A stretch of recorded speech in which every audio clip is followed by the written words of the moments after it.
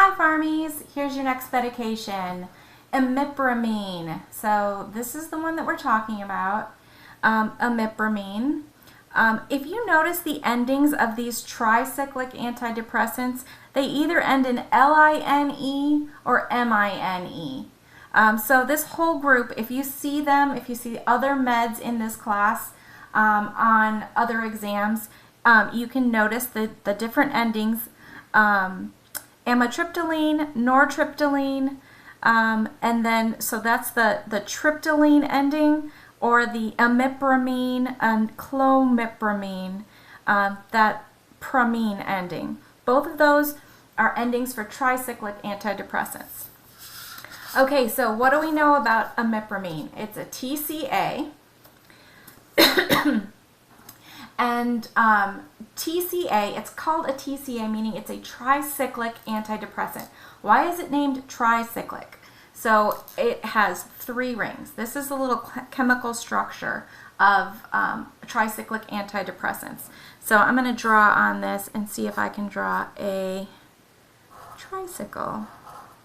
I don't know if I can. Let's see. There you go. We have a tricycle. Tricyclic antidepressants. It's named that way for its chemical structure. It is processed by the liver. So we need to do liver function tests, LFTs, before we give this med to somebody. We need to know that their liver is able to process the medication prior to administering this medication.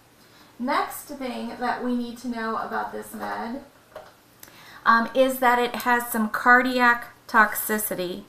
So I'm going to draw a little bit of a heart, and we'll make it like a broken heart. It has some cardiac toxicity. This is the QT interval from Q to T. And this medication can lengthen this in your patients.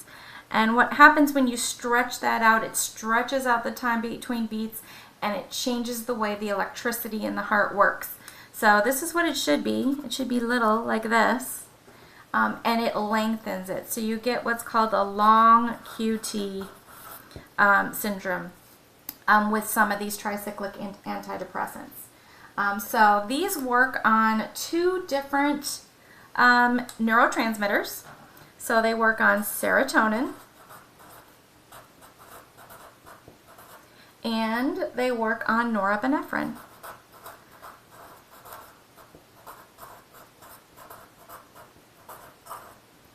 So anything that has serotonin in it, you know that you have to watch out that people don't take other serotonin increasing substances like St. John's wort or other serotonin medications like SSRIs.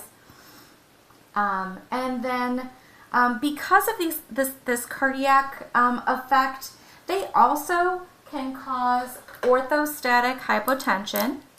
I'm just going to call it OHTN, orthostatic hypotension, which is, I always put a down arrow with that, so it means that your patient is going to have a drop in their blood pressure.